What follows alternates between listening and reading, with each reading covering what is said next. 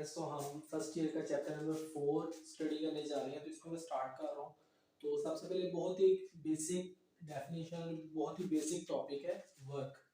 तो वर्क होता क्या है, इस चीज़ को हम जरा स्टडी करेंगे डिटेल में। और उसके बाद पहले मैं आपको आसान अल्फाज में एक बात समझाता हूँ, और फिर उसके बाद हम डेफिनेशन की तरफ आएंगे और फिर इसके फॉर्मूला की तरफ हम चलते हैं। तो सबसे पहली बात तो ये है कि कोई भी ऑब्जेक्ट है, लेट्स से कोई भी हमारे पास ऑब्जेक्ट है, इसके ऊपर हमने लगाई है फोर्स, और उसके ऊपर फोर्स लगाने की वजह से वो ऑब्जेक्ट डिस्प्लेस होना शुरू हो गया है इन द डायरेक्शन ऑफ फोर्स। ठीक है, यानी कि पहले यहाँ पे था और अब ये यहाँ पर आ गया है। Then it is said that कि इसके ऊपर हमने वर्क डन किया है। जैसे लेट्स से कि ये बोर्ड मार्कर है, इसके ऊपर मैं अपवर्ड डायरेक्शन में फोर्स लगा रहा हूँ और ये डिस्प्लेस हो रहा है अपवर्ड डायरेक्शन में ही डिस्प्लेस हो रहा है। ठीक है, तो हम फिर क्या कहते हैं कि हम इसके ऊपर वर्क डन कर रहे हैं। क्लियर? तो एक्चुअली नॉर्मली जब फोर्स और डिस्प्लेसमेंट आपस में सेम डायरेक्शन में होते हैं तो हम सिंपली क्या करते हैं, फोर्स को डिस्प्लेसमेंट से मल्टीप्लाई कर देते हैं, वर्क डन आ जाता है। लेकिन यहाँ पर मैं आपको दोनों सिचुएशंस पढ़ाऊंगा, डेफिनेशन के अकॉर्डिंग भी और दूसरी सिचुएशन भी आपको बताऊंगा। ठीक है, तो चले देखते हैं डेफिनेशन क्या कह रही है। तो एक्चुअली यहाँ पर जो हम वर्क डन पढ़ रहे हैं वो एक कांस्टेंट फोर्स के साथ पढ़ रहे हैं। हमने नेक्स्ट टॉपिक में इंशाल्लाह वर्क डन पढ़ना है विद वेरिएबल फोर्स, वो भी हमें स्टडी करना है। तो यहाँ पर हम कांस्टेंट फोर्स के साथ वर्क डन स्टडी कर रहे हैं। ठीक है, तो वो ये बात कह रहा है कि जब कोई कांस्टेंट फोर्स किसी भी ऑब्जेक्ट के ऊपर लगती है तो हम वर्क डन को कैसे डिफाइन करते हैं, हम उसके डिस्प्लेसमेंट, ठीक है, एक चीज उसका डिस्प्लेसमेंट और उसके बाद कंपोनेंट ऑफ फोर्स जो कि डायरेक्शन ऑफ डिस्प्लेसमेंट में है। क्लियर? ये उस सूरत में उसकी डेफिनेशन वर्क की दी हुई है जब फोर्स और डिस्प्लेसमेंट सेम डायरेक्शन में ना हो। ठीक है, तो उस सूरत में हम फिर क्या करते हैं कि फोर्स का कोई कंपोनेंट, ठीक है, चाहे वो एक्स कंपोनेंट है, एक्स कंपोनेंट ही होता है, लेकिन मैं यहाँ पर अभी इसलिए कह रहा हूँ क्योंकि आगे जाके हम इसको प्रूव करेंगे वो एक्स कंपोनेंट ही होता है। ठीक है, तो वो ये बात कह रहा है कि component of the force in the direction of displacement, कि डिस्प्लेसमेंट की डायरेक्शन में जो उसका कंपोनेंट एक्ट कर रहा है उसको, उसकी हम प्रोडक्ट लेंगे। ठीक है, अच्छा, तो चले डेफिनेशन अभी आप अपने जेब में रखें। ठीक है, थोड़ी सी मैं एक्सप्लेनेशन पे आके मैं दोबारा डेफिनेशन पे आपको लेके आता हूँ और फिर देखते हैं कि आपको चीज समझ आई है या नहीं है। ठीक है, तो ये बात कह रहा है कि एक ऑब्जेक्ट, सपोज कर लेंगे मेरे पास एक ऑब्जेक्ट है जिसके ऊपर हम फोर्स लगा लेंगे। डायग्राम के अंदर मैंने आपके सामने जो यहाँ पे वर्डिंग में लिखा है ना, ये डायग्राम मैंने आपके सामने एक्सप्लेन भी की है। ठीक है, तो वो ये बात कह रहा है कि एक ऑब्जेक्ट है उसको पॉइंट ए से उठाकर हम पॉइंट बी पर लेके आए हैं। ठीक है, और उसके ऊपर जो हमने फोर्स लगाई है वो एफ लगाई है, और वो मोशन की जो डायरेक्शन है, मोशन की डायरेक्शन मतलब जो डिस्प्लेसमेंट की डायरेक्शन है उसके साथ जो वो एंगल बना रहा है वो थीटा एंगल बना रहा है। तो अब हमने वर्क डन यहाँ पे डिफाइन करना है कि वर्क डन है क्या। क्लियर? तो मैंने आपको ये बात बताई है कि या तो force in the direction of displacement होनी चाहिए तो हम फोर्स और डिस्प्लेसमेंट की प्रोडक्ट ले लेंगे, लेकिन अगर force in the direction of displacement नहीं है तो हम क्या करेंगे, हम फोर्स का कंपोनेंट जो कि डायरेक्शन ऑफ डिस्प्लेसमेंट में है उसके साथ डिस्प्लेसमेंट की प्रोडक्ट ले लेंगे। अब फर्ज करें कि इसने जो डिस्प्लेसमेंट कवर किया वो डी कवर किया। ठीक है, तो अब देखें मेरी बात सुनिए, यहाँ पर लेट्स से ये फोर्स एक्ट कर रही थी, this is F force. Clear? तो अब यहाँ पर अगर मैं हेड टू डे रूल, आपको यहाँ पे रिवाइज करना पड़ना है, हेड टू डे रूल के मुताबिक या रेजोल्यूशन ऑफ फोर्सेस, उस टॉपिक में से भी आप इसको ले सकते हैं, उसके मुताबिक इसके कंपोनेंट्स बनाओ तो इसके कंपोनेंट्स कुछ इस तरह करके बनेंगे। क्लियर? तो आपको पता है कि जो एंगल है वो ये बन रहा है, ठीक है, थीटा एंगल। और ये बात आपको पहले से पता होनी चाहिए कि जो सा अलोंग थीटा कंपोनेंट होता है वो एक्स कंपोनेंट होता है। तो यहाँ पर ये क्या हो जाएगा, एफ कॉस थीटा, और इसी तरह ही जो थीटा के सामने कंपोनेंट होता है वो होता है एफ साइन थीटा। अब आप जरा गौर से देखें कि जो डिस्प्लेसमेंट है वो इस डायरेक्शन में हो रहा है। क्लियर? और जो एफ कॉस थीटा वो भी उसी डायरेक्शन में है। तो हम क्या करेंगे, हम एफ कॉस थीटा की डिस्प्लेसमेंट के साथ प्रोडक्ट ले लेंगे, यानी कि एफ कॉस थीटा को मल्टीप्लाई कर देंगे डिस्प्लेसमेंट के साथ, तो हमारे पास वर्क डन आ जाएगा। ये उस केस के अंदर है जब वर्क डन कि जो फोर्स की डायरेक्शन है वो डिस्प्लेसमेंट के सेम नहीं है, डिस्प्लेसमेंट के साथ वो थोड़ी सी डिफरेंट है, वो कोई ना कोई एंगल बना रहा है डिस्प्लेसमेंट के साथ। अगेन आप डेफिनेशन पे देखेंगे, work done by a constant force is defined as the product, किसकी प्रोडक्ट है, of the magnitude of displacement, कि उसके डिस्प्लेसमेंट का magnitude, and component force in the direction of displacement, कि डायरेक्शन ऑफ डिस्प्लेसमेंट में जो फोर्स का component है उसके बराबर है। चलिए अब यहाँ पे नेक्स्ट मैंने जो बात की थी कि अगर फोर्स और डिस्प्लेसमेंट आपस में सेम डायरेक्शन में हो, ठीक है, यानी कि ये एक दूसरे के साथ पैरेलल हो, ये फोर्स है और ये डिस्प्लेसमेंट है, तो इस केस में जो थीटा है वो क्या हो जाएगा, 0 डिग्री। क्लियर है? तो आप इसमें इसको पुट करके देख लें। अब आपको बहुत अच्छे से पता है कि अगर मैं cos 0 डिग्री लेता हूं तो वो 1 के इक्वल आता है, तो इसका मतलब कि अगर जो फोर्स है और डिस्प्लेसमेंट है ये दोनों एक दूसरे के पैरेलल हो, क्लियर है, तो उस केस में जो वर्क डन है वो सिंपली किसके इक्वल रह जाता है, एफ डी के इक्वल आ जाता है। ठीक है, कि यहाँ पर जो cos थीटा है किसके इक्वल आ जाता है, 1 के इक्वल आ जाता है। तो उस केस में सिर्फ फोर्स और डिस्प्लेसमेंट की आप प्रोडक्ट ले लें, आपके पास वर्क डन आ जाएगा। एक्चुअली मैंने दो तरीकों से आपको वर्क डन जो है वो फाइंड करना सिखाया है, एक तब जब जो फोर्स है और डिस्प्लेसमेंट है वो आपस में कुछ ना कुछ एंगल बना रहे हो, यानी कि फोर्स और डिस्प्लेसमेंट कुछ ना कुछ आपस में एंगल बना रहे हो। इस केस के अंदर जो वर्क डन है वो किसके इक्वल होता है, वर्क डन इक्वल होता है एफ डी कॉस थीटा। इसी तरह ही अगर जो फोर्स और डिस्प्लेसमेंट इनकी सेम डायरेक्शन हो तो इस केस में जो वर्क डन है वो इक्वल होता है एफ डी के। क्लियर? अच्छा, तो ये तो चलो मैंने यहाँ पे डायग्राम से आपको ये बात प्रूव करके दिखाई है ना कि जो वर्क डन है वो एफ डी कॉस थीटा के इक्वल होगा।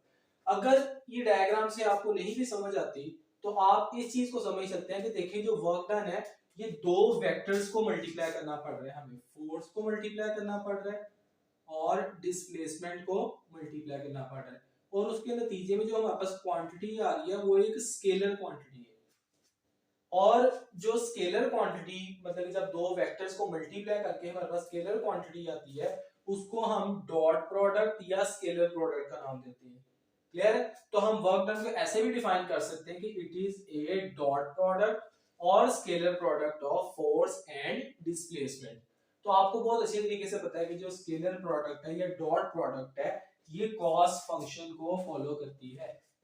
तो यहां से भी आप इस चीज को ड्राइव कर सकते हैं कि as the work done is the dot product of force and displacement, so work done equals to f d cos theta, या सिंपली cos को cos theta पहले लिख लेते हैं तो f cos theta multiplied by d, ये according to the definition हो जाएगा। क्लियर? तो यहाँ पर वो ये बात कह रहा है कि f cos theta वो कंपोनेंट है जो कि डायरेक्शन ऑफ डिस्प्लेसमेंट में होता है, f sin theta के अलोंग किसी किस्म का कोई वर्क डन नहीं होता। अगर आपसे यहाँ पे कोई एमसीक्यू पूछे कि work done due to f sin theta is 0, जो f sin थीटा की वजह से वर्क डन हो रहा है वो 0 हो रहा है, जो वर्क डन कर रहा है वो कौन कर रहा है, f cos थीटा कर रहा है, इसलिए हम वर्क डन को डिफाइन भी f d cos थीटा के साथ ही करते हैं। उसके बाद नेक्स्ट बात करते हैं यूनिट्स की। तो जो वर्क डन का यूनिट है वो जूल होता है। अच्छा, ये जूल जो है ये न्यूटन मीटर के इक्वल होता है, ठीक है, लेकिन यहाँ पर ना आपने दो एमसीक्यूज याद रखते हैं, जूल और न्यूटन मीटर ये दोनों एक सेम बातें हैं, मतलब कि इन दोनों में कोई जो है ना वो डिफरेंस नहीं है। Joule equal to newton metre के इक्वल ही होता है, लेकिन यहाँ पर हमने देखा था दो डिफरेंट क्वांटिटीज है जिनका आपस में रिलेशन भी कोई नहीं है, एक है टॉर्क और एक है वर्क डन। ठीक है, तो दोनों का यूनिट जो है वो सेम बन रहा था, इस वजह से हमने यहाँ पर इस कंट्रोवर्सी को खत्म करने के लिए हमने कहा कि हम वर्क डन को जब भी मेजर करेंगे हम जूल्स के अंदर करेंगे और टॉर्क को जब भी मेजर करेंगे हम न्यूटन मीटर के अंदर करेंगे। यानी कि अगर आपसे कोई कहे ना कि ये 10 जूल की यहाँ पे टॉर्क लग रही है, 20 जूल की टॉर्क लग रही है, तो actually to some extent strictly speaking वो गलत बोल रहे हैं। ठीक है, जो टॉर्क है इसको हम कहेंगे 20 न्यूटन मीटर या 30 न्यूटन मीटर। आप लोगों ने भी अपनी बुक्स वगैरह में कहीं पे भी देखा होगा, अपने टीचर से सुना होगा कि जो टॉर्क है वो इतने न्यूटन मीटर की लग रही है, जूल्स में कैलकुलेट करते कभी नहीं देखा होगा।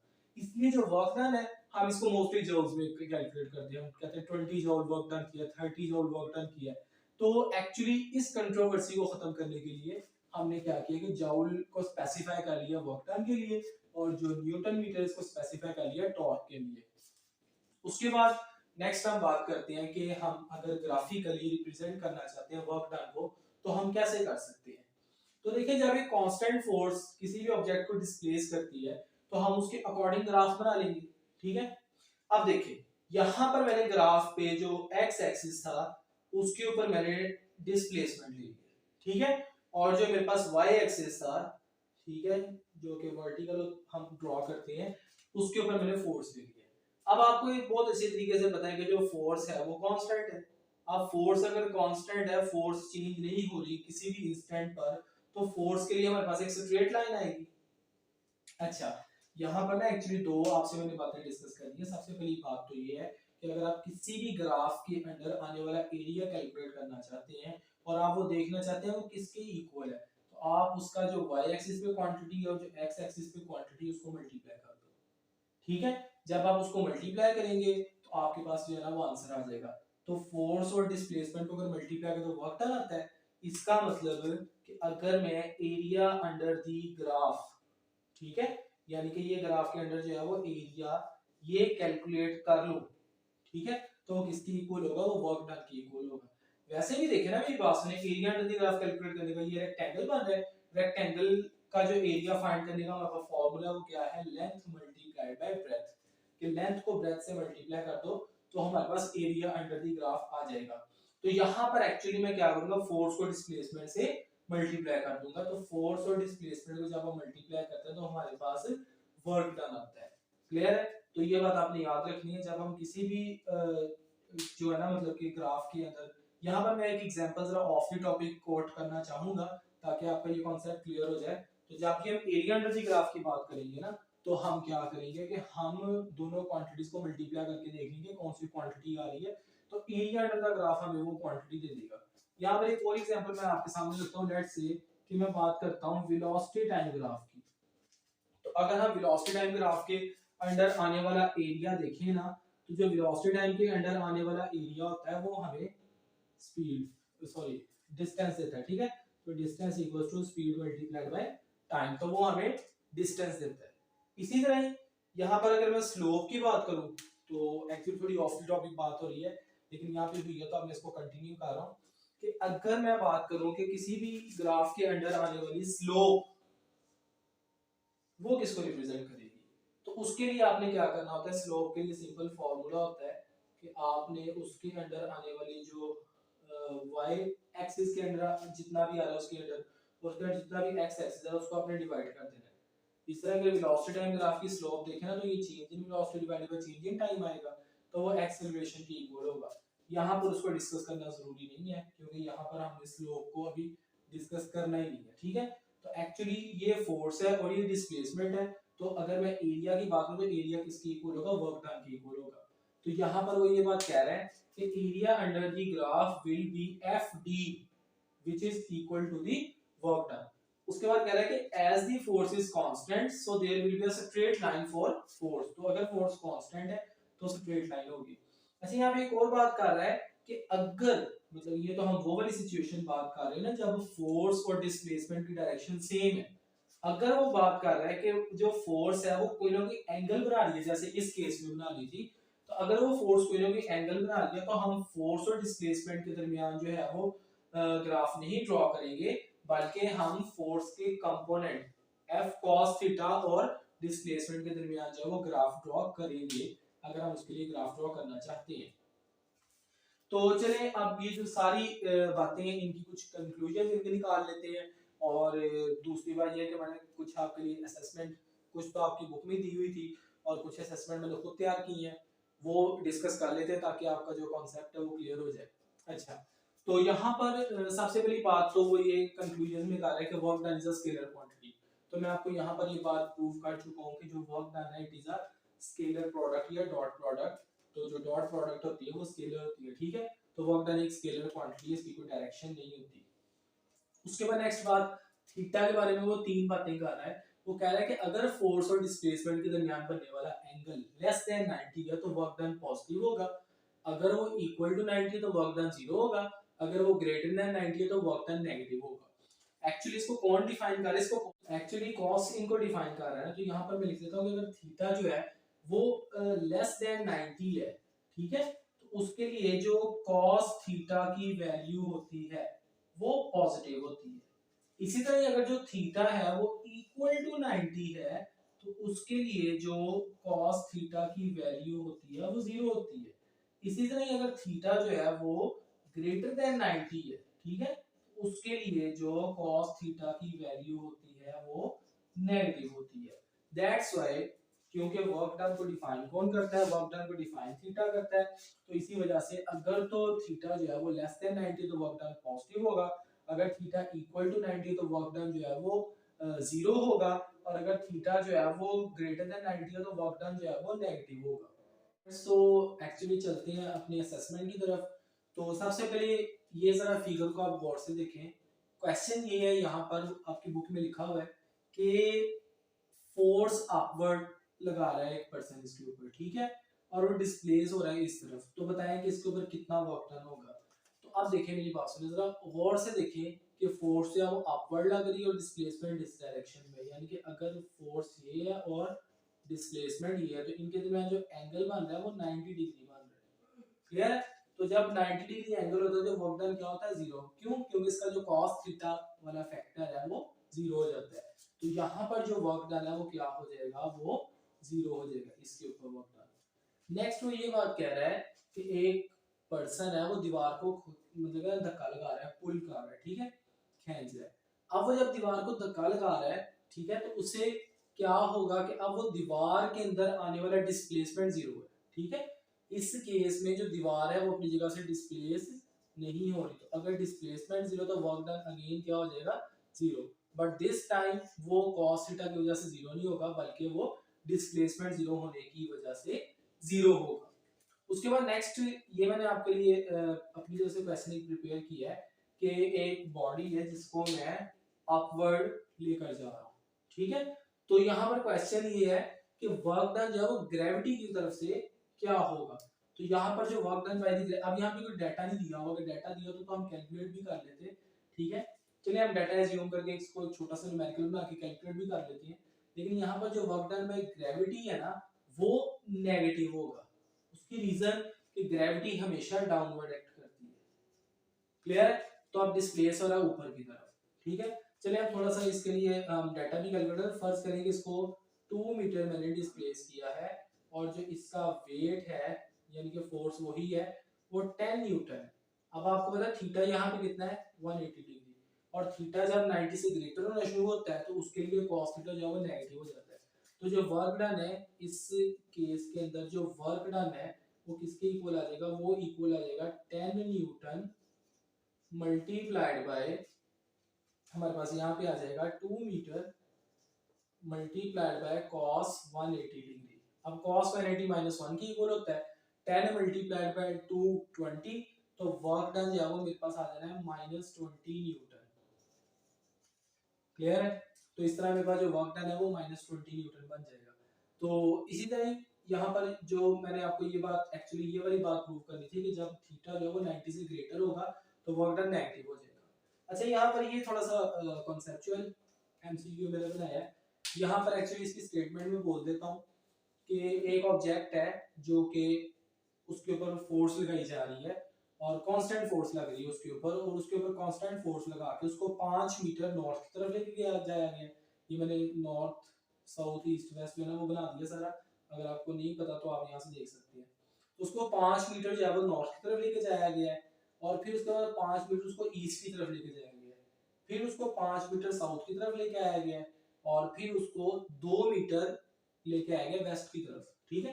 तो अब बताएं कि इसके ऊपर जो वर्क डन है वो कितना होगा। अब एक्चुअली देखिए मैंने आपको ये बात पहले भी बताई है कि जो वर्क डन है it is the dot product of force and displacement. अगर ये डिस्टेंस होता तो मैं इस सारे को कैलकुलेट करता, लेकिन अब मुझे फोर्स, तो अब यहाँ पे हम एज्यूम वो फोर्स मैंने बताया 10 न्यूटन है, तो यहाँ पर डिस्प्लेसमेंट हमने फाइंड करना है। तो डिस्प्लेसमेंट सिंपली कहाँ होगा, डिस्प्लेसमेंट होगा ए से लेकर ई तक, ये हमारा डिस्प्लेसमेंट होगा। अब आपको पता है कि एक्चुअली ये सारा पोर्शन जो है वो कितना है, वो 5 मीटर है, 2 मीटर ये, तो ये वाला पोर्शन कितना बनेगा 3 मीटर। क्लियर? तो जब ये वाला पोर्शन 3 मीटर बनेगा तो मैं सिर्फ इतने पोर्शन से वर्क डन कैलकुलेट करूंगा, बिकॉज मुझे ये देखना है कि उस फोर्स ने उस ऑब्जेक्ट को डिस्प्लेस कितना किया है, ना कि डिस्टेंस कितना कवर की है। क्लियर? तो इसका मतलब यहां से लेकर यहां तक जब मैं इसका डिस्प्लेसमेंट चेक करूंगा तो वो 3 मीटर बनेगा। तो इसके लिए वर्क डन मैं कैलकुलेट कर लूंगा। यहाँ पर अब देखें, अगर फोर्स इस तरफ लग रही थी तो डिस्प्लेस भी इस तरफ हो रहा था, तो यानी कि ये वो वाला केस है जब फोर्स और डिस्प्लेसमेंट की सेम डायरेक्शन है। तो इसके अंदर जो cos थीटा वो इक्वल टू 1 आ जाएगा, क्योंकि वो जो cos जो थीटा वो 0 है, तो वो इक्वल टू 1 आ जाएगा। वैसे ही मैंने आपको बताया जब फोर्स और डिस्प्लेसमेंट की जो डायरेक्शन है वो सेम होती है, तो उस केस के अंदर जो वर्क डन है वो एफ डी के इक्वल हो जाता है। क्लियर? तो यहाँ पर डिस्प्लेसमेंट मेरे पास कितना आ गया, डिस्प्लेसमेंट आ गया मेरे पास 3 मीटर। तो फोर्स कितनी है 10 न्यूटन। 10 न्यूटन को जब मैं 3 मीटर पर मल्टीप्लाई करता हूँ तो वर्क डन आ गया 30 न्यूटन मीटर, यानी कि ये वर्क डन जो है वो किसके इक्वल आ जाएगा 30 जूल के इक्वल आ जाएगा। तो होप सो कि आपको इस तरह समझ आ गई होगी, एंड होप सो कि ये वीडियो आपके लिए इंफॉर्मेटिव साबित हुई हो। Okay students, if you have any confusion, any query, be flag to ask in comment section. Thank you so much. And if you think that this video is helpful for you, so students kindly share this video to all of your students. Thank you so much.